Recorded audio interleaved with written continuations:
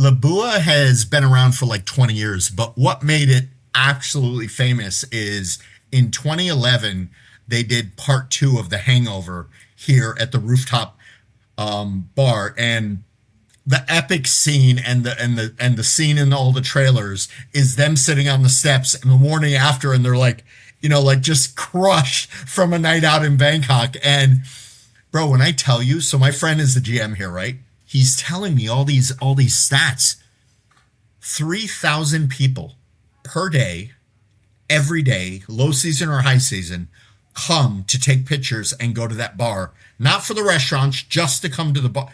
Like, dude, the economic impact of a movie that like becomes iconic, it's unbelievable. This is 2011. Social platforms are going to be the new OTAs. Whoever owns the moment of intent controls the bookings. Are we going to get a bubble? There are thousands of hotels with hundreds of rooms that still need to be filled. We're going to be focused on this independent, cool lifestyle and luxury, but I have to market like a bank. I think that we can give our 2 cents into the stories that are going on. Will be in your ears and on your screens every Friday morning. Let's do it. Let's roll. This is the gold, bro. This is the gold. All right, everybody, welcome back to another episode of This Week in Hospitality. We are down a man. Sir Edwin is not able to join us today. We will miss him. We will miss our European correspondent, but he'll be back next week. But as always, we've got Scott Eddy calling in from Bangkok, and Ben Wolf calling in from a podcast studio in Austin. Is that your home studio, Ben? It is, yeah. Home office studio. Dude, this home studio is awesome. Look at that wall behind him. Like it's so sick. Very clean, minimal. Very clean. We appreciate aesthetics here, Scott. I know you do too. Oh yeah. Well, gentlemen, we've got a lot to talk about this week. I am pumped for the docket today. I actually want to kick it off with you, Ben, with a story that dropped announcing Muse's latest raise. So Muse has raised $300 million in their Series D, valuing the company at $2.5 billion. Pretty significant mega round in a sector that's seen far more caution than exuberance over the past few years from an investment perspective. Muse positions itself as a cloud-native property management system built for modern hotels. For folks that might not be familiar with the platform, Muse has actually been around for a long time. I've talked to their founder, Richard. He's an incredible just figure. You talk to Richard, and I feel like you're talking to like a muse, no pun intended. But very, very smart dude. He's been building the business. He was a GM, a hotelier for his career before starting Muse. Muse has been around for almost, I think, 13 years now. So the company's had some longevity. Again, this is a Series D raise, but again, it's a pretty significant raise. We haven't seen something quite like this in the hotel or prop tech space in at least a couple of years. Ben, I want to go first to you here. What are your thoughts on the raise? What are your thoughts? Do you use the Muse product? I feel like I've heard way more about Muse and really sort of the power of the PMS in the last year than I have in the previous 5 years combined. So they seem to have figured something out right, or they've accelerated their product development at least. What do you think about the raise? What are you expecting will come from this? Any inside intel from operators that you know that use the platform? Just have at it with this story. Yeah, so we don't use Muse. I've heard great things. I've been courted by Muse quite a bit, more so than any other PMS. And I think they have quite a lot of marketing and branding and entertainment dollars that they've been throwing around. Now they have more money to throw around at those types of relationship building activities. Like I've been to a private dinner with Muse with like 15 other operators in Austin. I'm sure they've done a bunch of these, which was a great way to get to know the platform, the people, all the rest. So I think they're really good at marketing, sales, brand building. And I do think the product's good too, from what I've heard. I don't have firsthand experience with it. We're kind of locked into cloud beds. We did consider shifting to Muse recently, and it's something we sort of are always considering. It's just a matter of the cost and time and headache and, perceived risk of switching platforms. But yeah, having, those kind of dollars in the coffers to go after AI, activations within, the Muse platform. I would love to see them level up their booking engine. I've talked about for a long time, Shopify for hotels needs to exist. You all have plenty of money now. You talk about direct bookings a lot. Can we actually get a platform that is on par with Shopify, not only from a conversion standpoint, but also from a analytics standpoint? So, not just conversion rate, but being able to track conversions, run better optimized ads, maybe, even understand how organic social is funneling traffic to the website better than we can today. So all those things would be great. Agree on, Richard. I don't know him personally, but he always, it's always interesting to hear him speak. I think he has a pretty strong personal brand, which I don't know anybody that has a personal brand at like Cloudbeds, who's probably their biggest competitor. So I think that speaks to how Muse is on the tip of everybody's tongue in the independent hotel space, who's thinking about what PMS should I use for my next hotel, or what would I consider switching to. Muse is kind of everywhere. Their founder is out there, and now they have a lot of money to be the latest and greatest. So I like it. I'm happy to see money flowing into the space. It's smart money, right? Tiger Capital. Some of these groups are definitely smart money. So if they're betting on Muse, then there's probably a good reason. Scott, what about you, man? What's your take? Have you heard any musings? Pun very much intended in this case, about this phrase. Any inside intel? So I'm very much on the outside looking in when it comes to the tech side of hospitality. I'm just not that knowledgeable about it. But I will say, just like Ben said, I have heard about Muse significantly more in the past maybe 9 months or so. Their marketing has reached me, somebody who's not on the tech side. But, like, investors aren't funding creativity here. They're funding control. Owners want fewer manual decisions, fewer human variables, and more predictable outcomes, across all the portfolios. So AI is being deployed as a discipline enforcer, if that makes sense, and not as a guest delight engine. Better guest experience will happen, but it's a consequence, not an objective. So that's my minimal thought. Yeah, no. I have been thinking a lot about this actually, because over the last couple of weeks, I have been just playing to Kingdom Come with Replit. I don't know if you guys have played with Replit yet, one of these AI coding assistants. And I tell you guys, like, the things I've always dreamed of being able to like build, or like, ship a new feature for a product, or spin up a quick conversion centric landing page, or dev something out myself rather than having to wait for a design team or dev team to help me. Right. I mean, the rate at which these tools are accelerating and providing like real value is just it's unmatched. Like it is insane. I mean, I'm worried. Like, I'm genuinely worried. I'm not worried for blue collar jobs. I'm genuinely worried for like, my buddy, that my brother really, who just started his like entry level software engineering job. Right. I'm like, dude, look at what I just built. And he's like, how did you build that? Like, how did you do that? Right. And honestly, it took me 10 seconds. And I mean, granted, like, it definitely requires work. It definitely requires some like base knowledge, but I've had no technical training whatsoever. But now I can watch a YouTube video, understand like, what an API is, understand how to access an API endpoint, and then give it to Replit and say, do your thing. Right. And all of a sudden I'm being able to pull in interesting data from, a source that obviously, you need access to. But my point in bringing this up, and why I think it's relevant to the Muse story, is historically, Ben, to your point, there has been this hesitancy to want to switch PMSs because it's such a headache, right? It's so much work. The migration process is a bear. I think AI is going to change that. I think with some of these tools, you can build agents, right, that will make this process seamless. It'll be frictionless. It'll be super, super fast. So if I was really any enterprise CMS or PMS, but especially, right, enterprise hotel software, like, betting on people not switching because of the friction involved in doing so, I think is a losing bet in 2026 and beyond.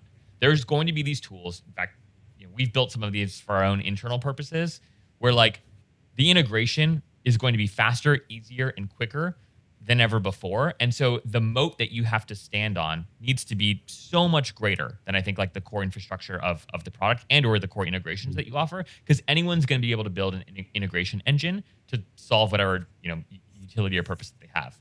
Which is kind of a long way of saying I'm super bullish on this investment because I think that Muse has done an exceptional job at investing in their brand. They crush it in marketing. They have not just founder-led like brands, but CEO-led brands. Like, their CEO Matt and their founder Richard are both out there on podcasts doing their thing in different ways, right? Talking about their stories uniquely, talking about their visions for the future of hotel tech differently.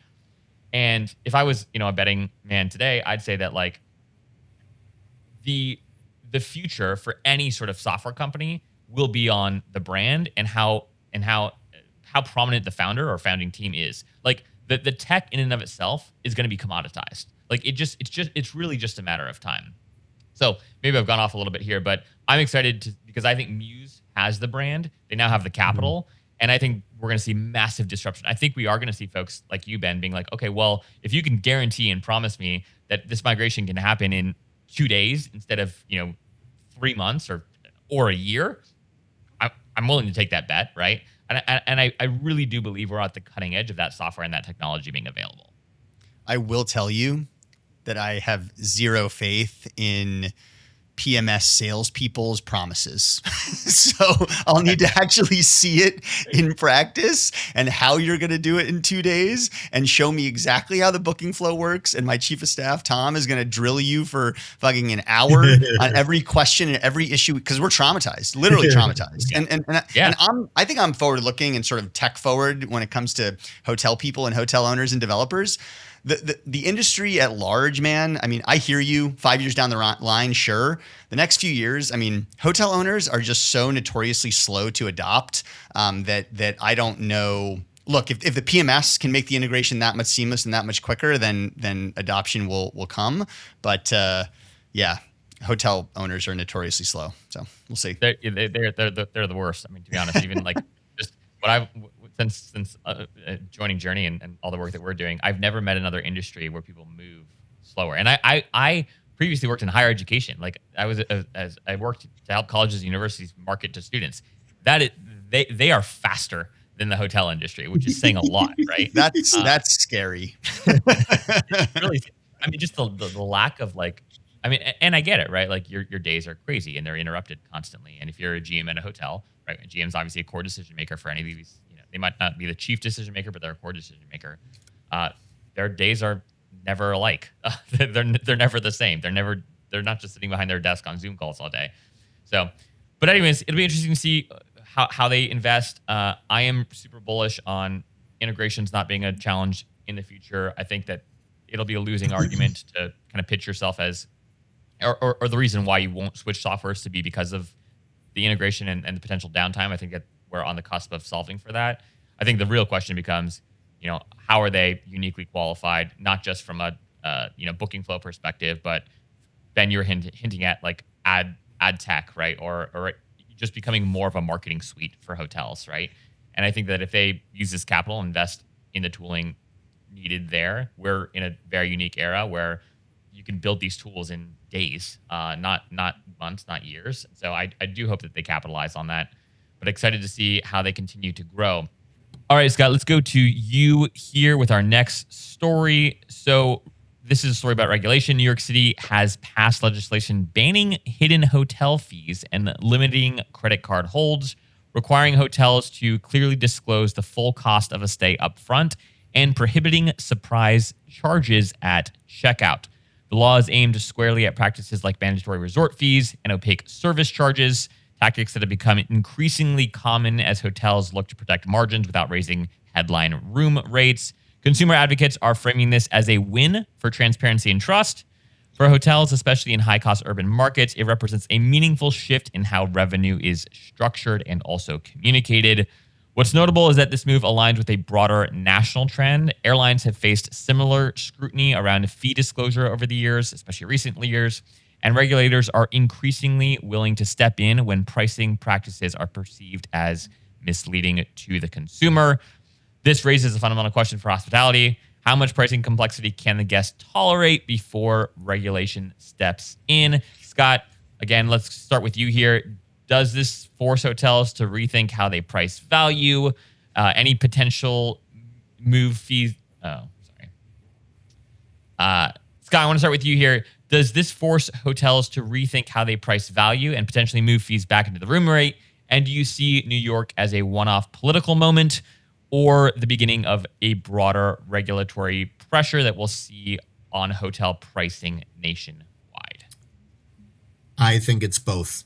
I think it's a political movement. I think it's a, stand on my bandstand. I just won the election, so let's announce something controversial just to put a flag in New York City.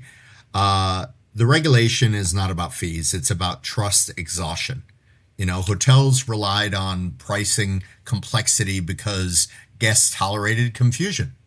That tolerance is gone. And when confusion turns into resentment, regulation always follows. Hotels basically took advantage of guests for as long as they possibly could. Like every other industry takes advantage of consumers until regulation comes in. Now, hotels, what are they going to do? They're just going to raise fees. They're just going to raise rates to cover that. And it's not, they're not going to lose a minute's sleep about this. Brands that already priced honestly will benefit quickly. Brands that relied on, confusing the guests will blame regulators instead of confronting weak value propositions and raise rates. I mean, that's essentially what's going to happen. And will it happen across the U.S.? 100%. What is, and Ben, maybe you have some color on this as an operator yourself. What is the core reason today, right? Like, how do you justify the credit card hold today? I understand, right, in yesteryear, right, when people weren't booking the rooms on their credit cards online, when it was difficult to, maybe have a paper trail of where this consumer came from, when you couldn't just charge back, right, to their room if someone stole a water bottle or a bag of chips, which you can do today based off of the credit card that they booked at. Like, what is the justification for the hold in 2026? That's how we do things, Zach. It's always been done. Yeah, look, we don't do that, right? At Onera, we don't do a credit card hold. Our future hotels, I doubt we will. So I just think it's a legacy thing. To me, I do think this is what consumers want from a fee transparency perspective, from not having to have their credit cards held, all the rest. And actually, as a hotel developer and owner, I like it. Because the reason that there's all these resort fees and all these ticky-tack fees is because some operators started doing it to make a buck.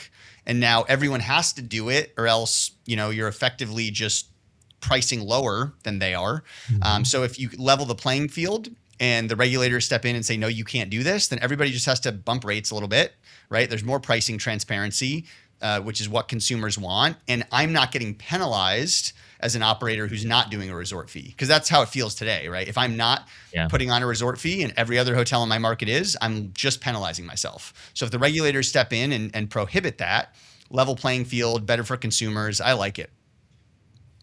I was in Miami. Oh, go ahead, Scott. Yeah.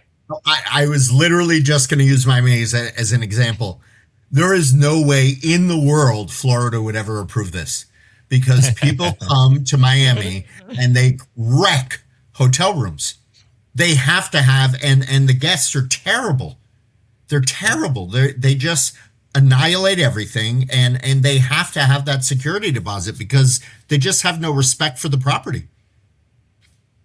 Yeah, it'll be interesting to see how this gets rolled out and quite frankly enforced, because I think that's a very strong case. What I wonder is, right, like, is there a world in which, and I'd love, I don't know enough about how this actually works at scale. I know some friends who do this pretty well.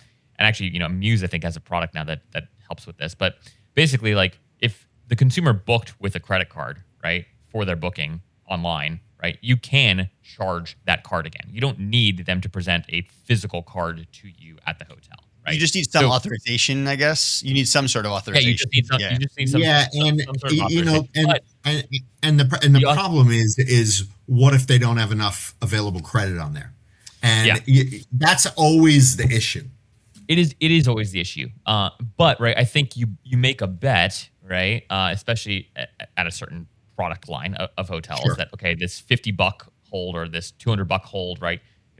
Homeboy doesn't have enough, credit for a $200 hold. He probably shouldn't be staying here in the first place, right? So again, it'll vary for sure.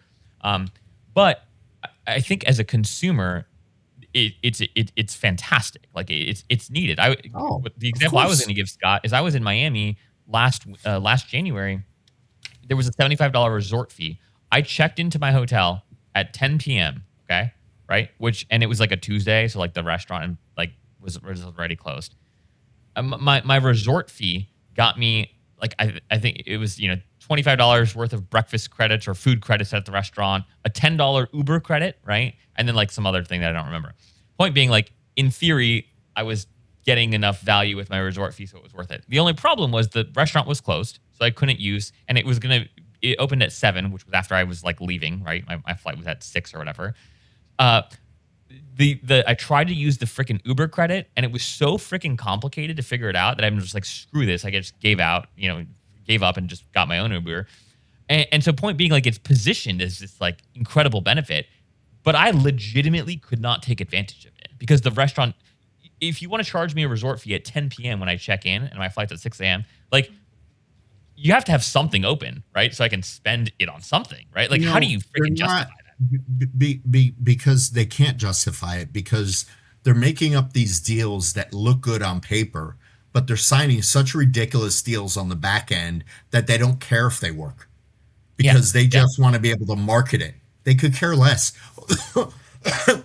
Hotels in Miami, I hate to say, they're absolutely terrible. Most of them. They are. They just, like they do these crazy promotions just to get heads in beds. They charge ridiculous rates. The service is getting worse by the day. Every restaurant, forces that 20% tip on automatic on the bill. And then if you don't tip on top of that, the server gives you attitude. It's getting so ridiculous in South Florida. It's not even enjoyable anymore. Yeah. Have you guys ever had, I had this happen with Capital One, my credit card, the other day, where they sent me a text and asked me to verify the fee that was charged. And it was like some service fee at a hotel. And I had never had this happen before, right? You should have said no. I know. I should have. I recognized it, and I was like, "Oh wow!" Like, I did not remember, for the record. I don't think any of us do. Who remembers like reading that there's like a $50 resort fee included when you go and book your property, right? It's in the fine print. It's impossible to find. Most of the time, you're surprised when you check in that you definitely have to pay it. Right? No. It's horrible. But anyways, my credit card company like flagged it and was like, "Is this fee expected?" And I did think about saying no, Scott. But to your point, anytime you see credit card companies, right, start to inform consumers more, right, about what this is signaling is it's a cultural change. It's like, oh, hey, it's like when Apple prompts you and Apple tells you like how long you've spent using the device, right? Like, they obviously want you to use your device a lot, right? But they also want you to be aware because they want you to think that they have your best interest at heart. Like, we're trying to reduce your screen time. Right? And so when you see the credit card companies start doing this too, this is a shift that they see coming for the consumer. So I think it's really only a matter of time. We have also seen Airbnb obviously shift to their like all-in-one pricing, right, for a booking. You can still, I think, see the fee breakdown, but it's a little bit harder to see it today than it was, even a year ago. So net, I think it's good for consumer. I also think at the end of the day, hotels need to figure out other ways to drive ancillary revenue other than fees that people can't really take full advantage of. It just feels disingenuous. They should also charge more for Wi-Fi because Wi-Fi is such a luxury these days. It's not a basic necessity because everything doesn't run on Wi-Fi. Don't get me started on that. Don't. It's my biggest pet peeve. Awesome, guys. All right. Can we head to Rumorville for a You make me second? go loco, babe. You make me go loco. I have a surprise Rumorville for you guys. Uh-oh. All right. Okay. So, Ben, after your LinkedIn post last week, when we were talking about whether Airbnb would ever adopt a Hilton or Marriott-like strategy, Right. I got someone sliding into my DMs after I commented and said, I bet in the next 6 months we'll see like this announced in a few 10 flagship cities or whatever. Jamie Lane, our good friend at AirDNA, who I love and really respect, he called my bluff. He said, this is BS. This will never happen. We now have a wager to see whether or not it will happen. But I had, and I'm not going to reveal the source, but I had a credible source slide into my DMs and just literally most ambiguous thing ever, but was like, you're not entirely wrong about the Airbnb management plot and or Airbnb brand plot for apart hotels. That's all they said. Nothing that more interesting. Nothing more interesting. Yeah. I tried to dig and was blocked, but this person like has enough credibility, which I think is exciting because it at least suggests that maybe there's some experimentation that they do. Maybe it's a horrible idea, but I don't know. I was just excited for myself, quite frankly, that I got that DM. Maybe that person was just screwing with me, which is entirely possible. But that's my little rumor add-on for you guys. I don't think it's as crazy as Jamie makes it out to be. Hard assets is crazy, all right? Management brand, not as crazy. I don't think they're really set up for it. So I don't know who they're acquiring or how they're bringing that in-house so that they can operate hotels.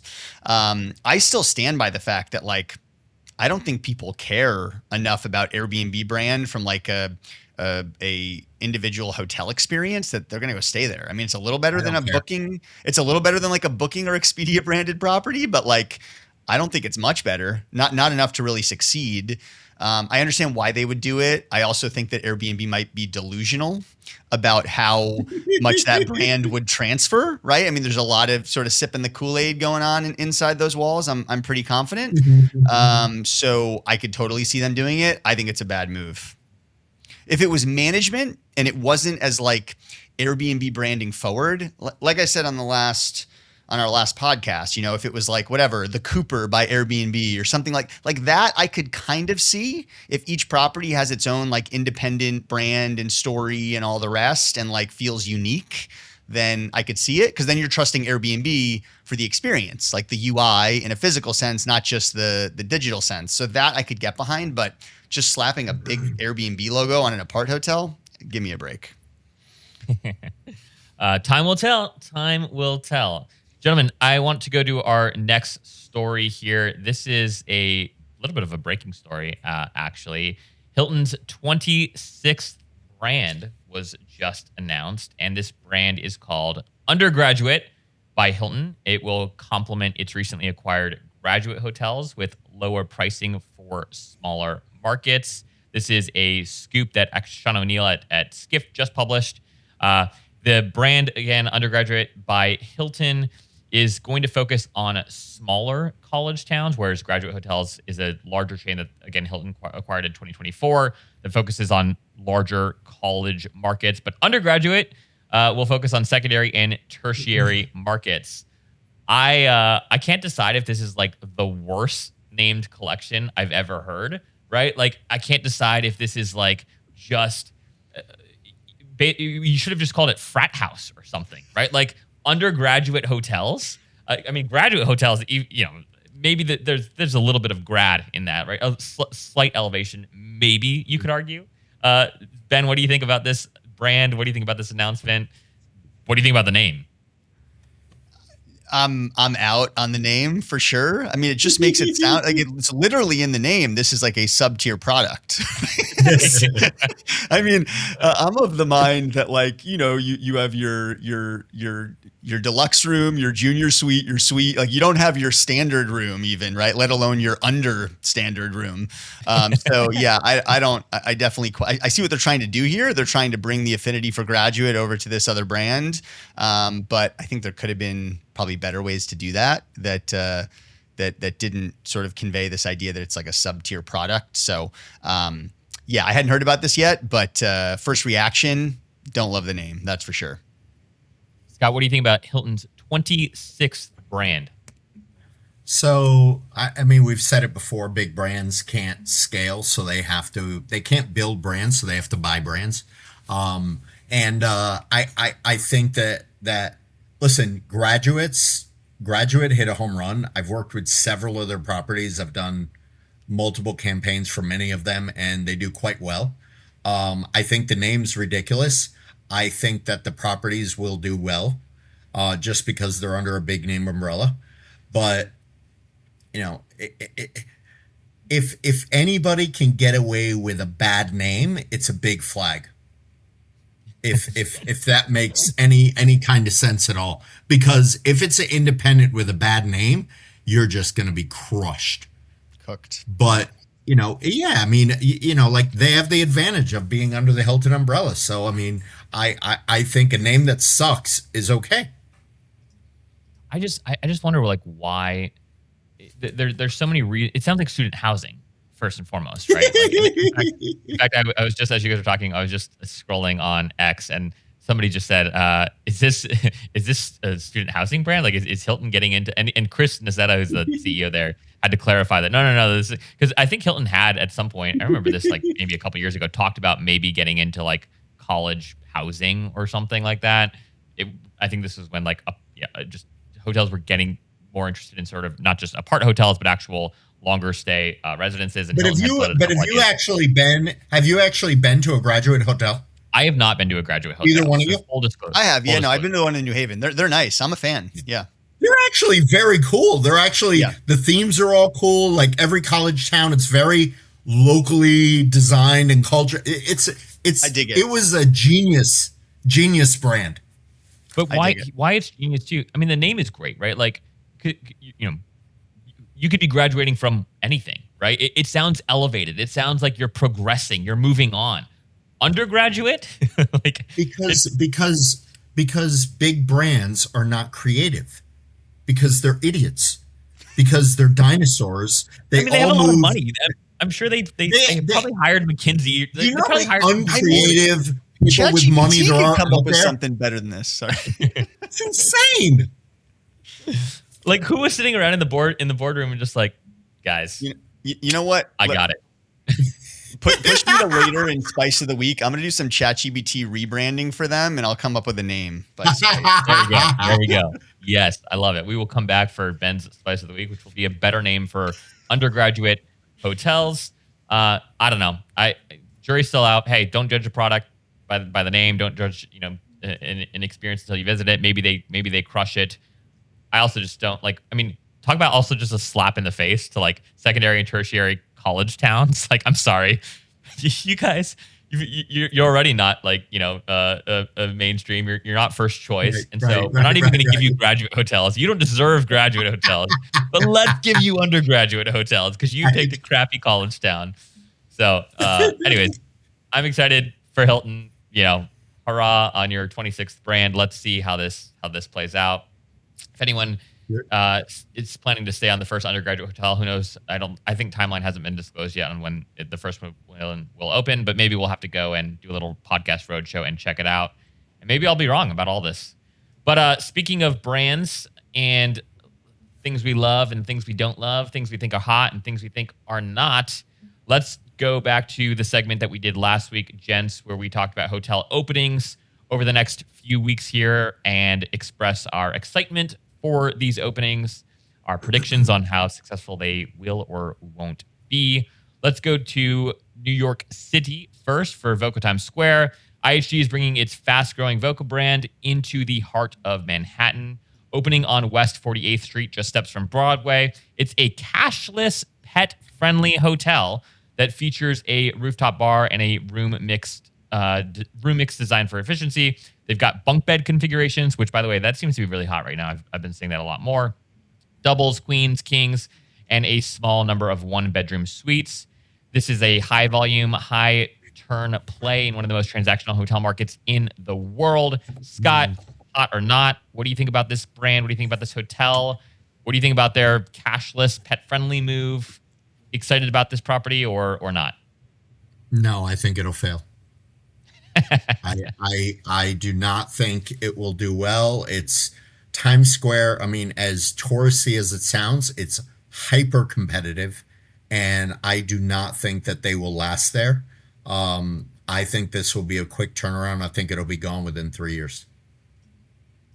It's interesting that cashless too is like a core piece of I their mean, position. just jumping on a trend. I mean, come on, let's be realistic. I could see if that's an option, but you can't make the whole thing. Like, come on, idiots. Dude, more and more places are doing it. Have you been to a Sweet Green recently? You can't use dollar bills in Sweet Green, man. It's they're fully cashless. All right, let's go to you, Ben. Thoughts on the property? Excited by it? No opinion on it? What do you think of Voco Times Square? Yeah, I don't know. The brand doesn't evoke much for me, but this whole idea of cashless, more automation, more select serve products, I do think there's a need for that type of product. So, just from from a utilitarian standpoint, I think there's a need for the product, so it might do well given the market and price point. Next up, we've got the Cooper in Charleston, South Carolina. It's scheduled to open in March of 2026 on Charleston Harbor, part of the BMOC Hospitality Collection. This will be Charleston's first luxury waterfront hotel on the peninsula. The 191-room property blends coastal southern design with resort-level amenities, 4 food and beverage venues, a 7,000-square-foot spa focused on recovery and wellness, and an on-site marina offering luxury excursions. Ben, what do you think about the Cooper? Hot or not? I'm going hot. I'm excited for it. I love Charleston. My grandpa lives there. We go like every September. So I'm definitely going to check this place out the next time I go. I think Charleston's so long overdue to have this combination of like luxury waterfront and walkable to historic downtown. Like you always had to choose between, do I want to stay historic downtown or do I want to go to like Isle of Palms Resort or Kiowa or something like that that's very far out. So I really like this a lot from a product and positioning standpoint. And I like the design. Like I saw the design. It fits. It feels very Charleston. Beautiful. It fits. It doesn't feel like a fish out of water. No pun intended. And of course, I love the 7,000 square foot wellness center and the recovery zones and all that. So private marina and a fleet of vessels. It sounds like they're really doing this thing right. So I'm going hot. I also think, Ben, to your points that you've made over the last several episodes, right? Just the shift in terms of capital investment in wellness focused amenities versus like, the standard bar or restaurant. Obviously, folks are still investing in F&B, and they've got some really cool F&B concepts planned.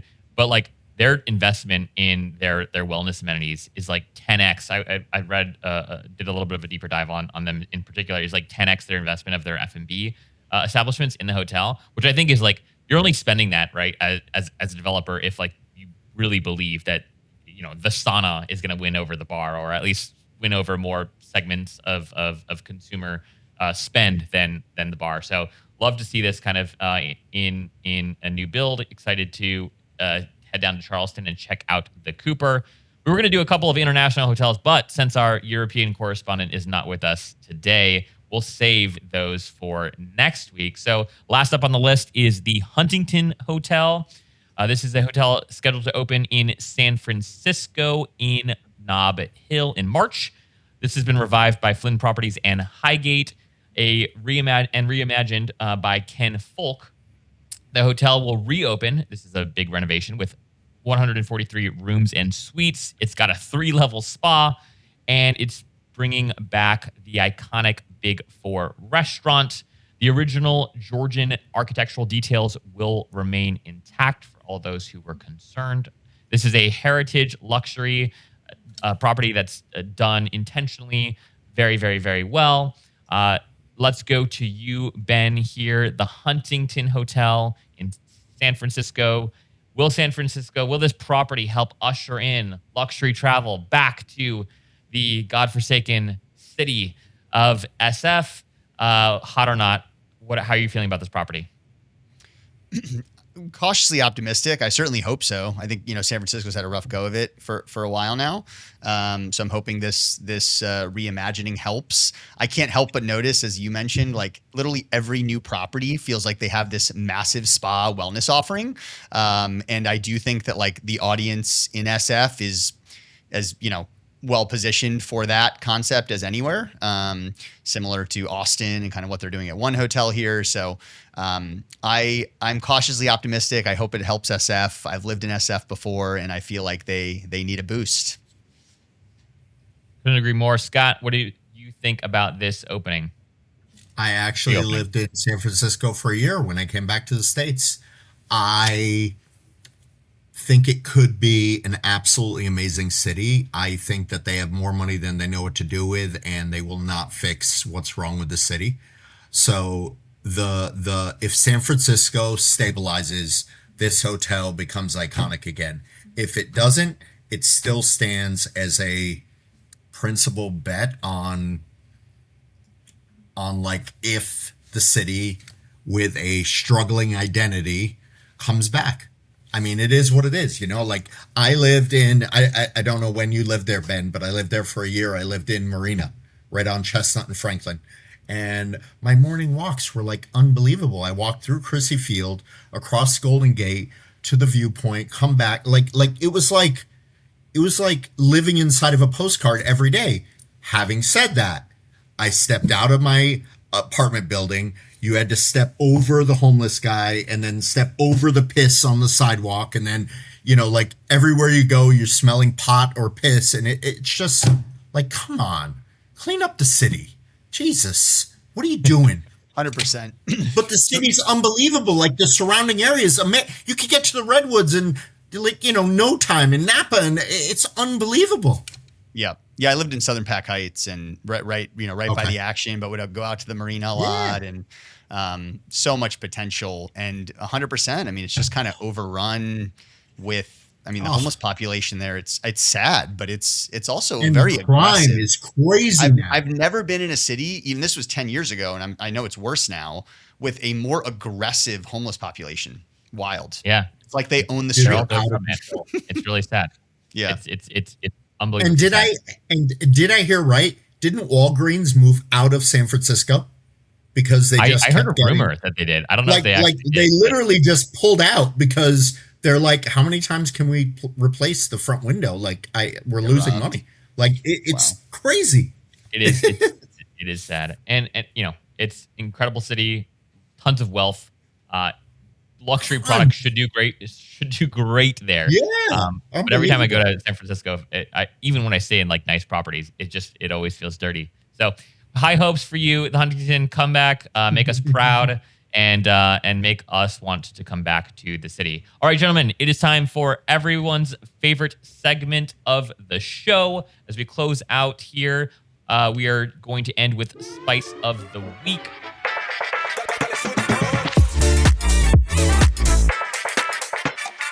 Scott, we're going to go to you first for Spice of the Week, as Ben is still querying ChatGPT to come up with better names for undergraduate hotels. Good, by the way, I already got one. Oh, okay. Well, Ben, we'll start with you then. Ben, let's go. Oh yeah, give us your new take on undergraduate hotels. Yeah, me and my creative associate ChatGPT 5.2 did a fantastic job here. So I really like a few of these: Assembly, Foundry, Union. I think all of those are great options. I have a few more if you don't like any of those, but I would stick with those as the top three. I don't think there's anything that evokes like negativity or sub-tier from any of those names, but they're still distinct from Graduate. They still feel like they're in the same family. No charge to Hilton for this if they do decide to rebrand. However, I do think you should talk to me about social and content and storytelling, like if you do go this route, because we have a lot of ideas that me and GBT are workshopping right now. So that's my Spice of the Week. Amazing. Love it. Scott, how about you, sir? So I've done site visits on probably 20 five-star hotels in Thailand over the past month. And when I tell you Southeast Asia is booming, like you can't even understand. So let me just paint the picture. Bangkok just got named most visited city in the world, 33 point something million, right?